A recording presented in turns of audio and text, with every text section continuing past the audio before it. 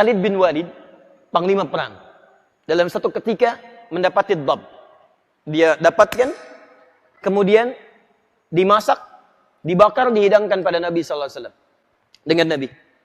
Ketika duduk bersama Nabi sallallahu alaihi wasallam, Allahu akbar, ditawarkan kepada Nabi, Nabi tidak memakannya. Apa hukum makan biawak, Pak Ustaz? Misalnya harus makan, nggak harus pakai biawak deh. Anggap saya lebih serem lagi, babi. Kalau kata dokter nggak ada lagi obatnya kecuali. Tapi ada yang mengatakan adab yang dimaksud Nabi itu, biawak yang dimaksud Nabi itu nggak sama dengan biawak kita.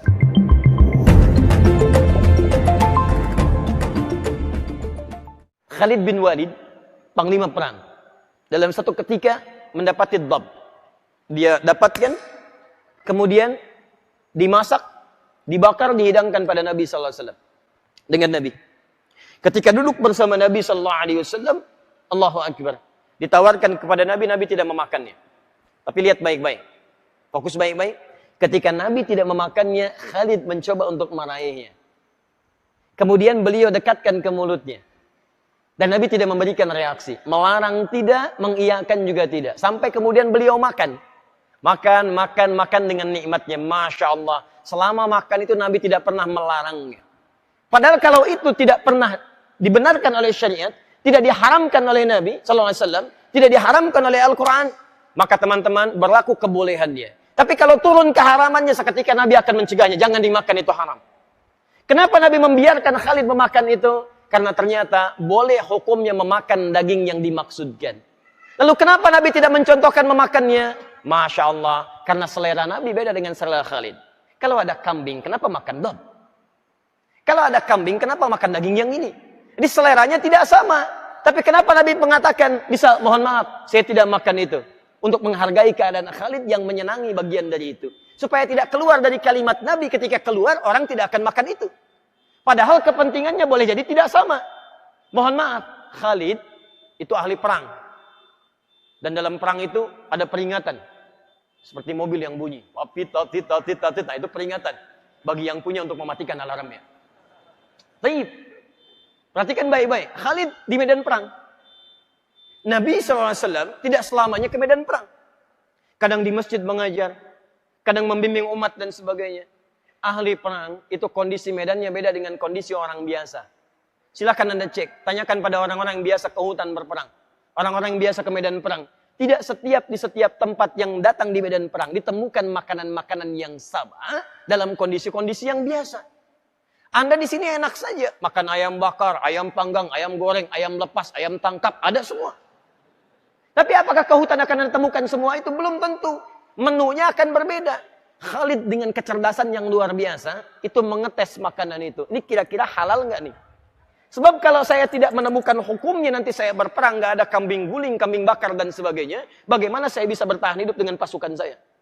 Maka dari itu Nabi mendiamkannya. Diamnya Nabi disebut dengan takrirnya Rasulullah SAW. Menetapkan hukum sekalipun kebiasaannya beda dengan kebiasaan Khalid. Paham?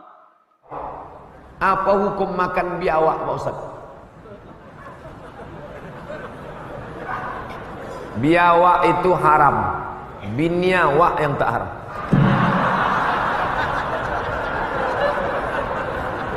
Biawak itu haram kenapa? Karena dia binatang buas. Binatang buas itu haram. Jadi ada yang haram disebutkan dalam Quran. Hurrimat alaikumul maitatu, bangkai, waddamu, darah, walahmul khinzir, babi, wal munqaniqatu wal mauqudatu wal mutaraddiyatu wan nati'atu. Binatang tertanduk, binatang terjepit, binatang tertusuk, binatang yang wa ma akalas sabu'u, yang dimakan. Ada kijang diterkam oleh singa, belum sempat dipotong, mati. Maka disembelih. Atau binatang kambing tertabrak, mati. Itu haram. Datang orang nelpon saya, suaranya terengah-engah. Ustaz, ya, ini ada kambing ditabrak mobil Pak Ustaz. Ya, boleh kami sembelih Pak Ustaz? Ah, sembelih katanya, sembelih sebelum mati. Udah disembelihnya tutup. Baru saya terpikir, kambing siapa? Awak pun terikut dengan suasana. Lupa bertanya kambing siapa. Jelas dulu. Adapun biawak ni masuk dalam binatang buas, bertaring dan makanannya bangkai. Kenapa biawak di Arab itu boleh? Itu bukan biawak, itu namanya bob. Bob. Kalau mau menengok gambar bob, buka HP. Dah, habis itu buka Google. Sudah buka Google, tulis itu 2 huruf, bob, bot, ba. Habis itu enter. Itu dia gambar bob. Ini halal, tapi bukan biawak.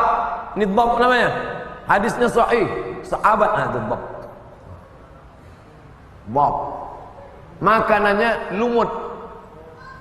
Bob ini kalau dipotong maghrib dipotong, subuh besok baru mati. Bob.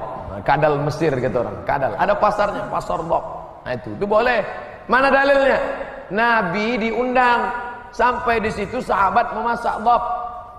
Ketika Nabi mau mencubit daging itu, apa kata sahabat? Innahu la dhabbun, itu dhab ya Rasulullah. Nabi tak makan, Nabi diam. Diamnya Nabi itu mengandung makna dhab halal. Seandainya Nabi menyuruh makanlah, berarti hadis qauli, makanlah. Seandainya Nabi ikut memakan, hadis fi'li, perbuatan. Nabi diam, hadis takriri. Tak menyuruh, tak melarang, tapi diam, menunjukkan dhab itu halal, boleh dimakan. Kenapa Nabi tak ikut makan? Karena tak biasa di kampung dia. Jadi ada suatu makanan yang kita tak terbiasa makannya, menengok tu geli kita. Termasuk dhab nih. Saya andai ada orang mengasih gulai dhab, enggak lah. Kecuali dia ngasih tahu sesudah kita makan. Dah kenyang, itu biawak tadi Pak Ustaz.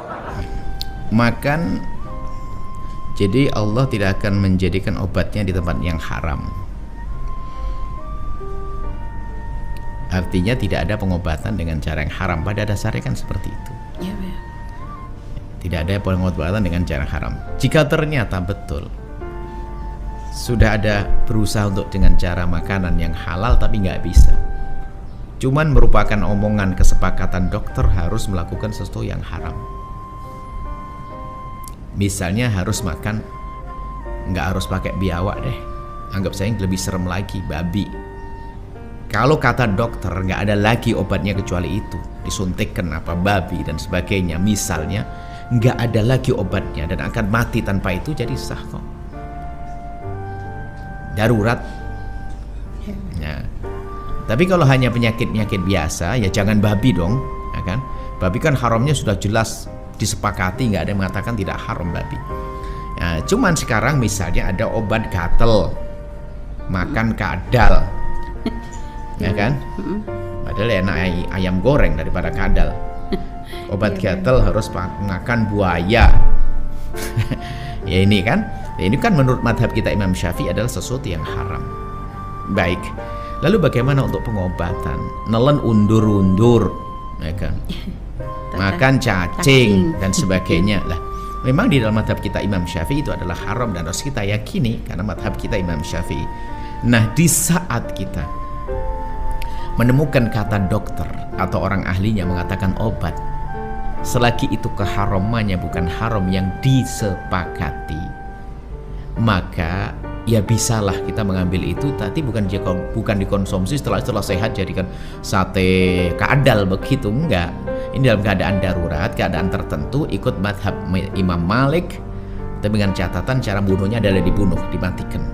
Jadi jangan dimakan-makan, jadi dimatikan dulu. Sebagai cara penyembelihannya adalah dimatikan, yaitu seperti ya lele dimatikan, kayak itulah dia. Nah, kalau lele kan halal karena dari laut.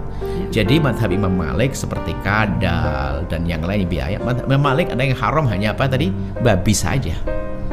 Babi saja. Selebihnya adalah tidak haram asalkan tidak membahayakan. Tapi ingat, kami beri ini adalah betul Anda yang sakit. Jangan yang sehat ikut-ikutan. Tanya Pak Us, goreng aja yang banyak sekalian saya minta. Loh, nggak begitu dong. Jadi khusus spesial bagi yang sakit. Karena ini haram yang lebih serem itu apa sih? Nyolong, makan riba, minuman keras, itu haramnya sepakat sudah. Ya, rebutan waris. Kalau masalah makanan begini mah enteng. Tolong pahami mana ini. Kalau haramnya makan biawak, haramnya makan bulus kura-kura, haramnya makan ini adalah jauh di bawah ini semua. Apalagi menurut madhab Malik ini adalah yang paling Anda harus takut adalah ada orang saya paling tidak mau makan kadal karena haram, astagfirullah. Tapi makan riba, ini keblinger orang ini. Riba itu yang menyeramkan. Ngambil waris itu yang menyeramkan, ya. Kalau urusan tadi binatang-binatang begitu masih ada celah di madhab lain. Ingat, Anda boleh, kami sampaikan, Anda boleh memakannya dengan cara bukan menjadi bangkai dulu, sengaja dimatikan dengan cara tertentu sesuai dengan apa. Apakah disembelih, kalau bisa disembelih atau dimatikan, baru Anda masak untuk yang sakit saja. Yang tidak, jangan. Itu ikut madhab siapa? Madhab Imam Malik. Kalau dalam keadaan normal, yuk makan ayam goreng, jangan makan kadal goreng. Seperti itu ya. Ini saja, Allah alam bisawab. Kalau biawak itu ad-dhab, Nabi pernah diberi biawak ad-dhab, diberi makan daging biawak. Nabi tidak mau makan. Ketika ditanya, apakah itu haram ya Rasulullah? Nabi menjawab, la, tidak. Tapi binatang ini enggak ada di daerah saya. Maka nafsu saya kok enggan memakannya.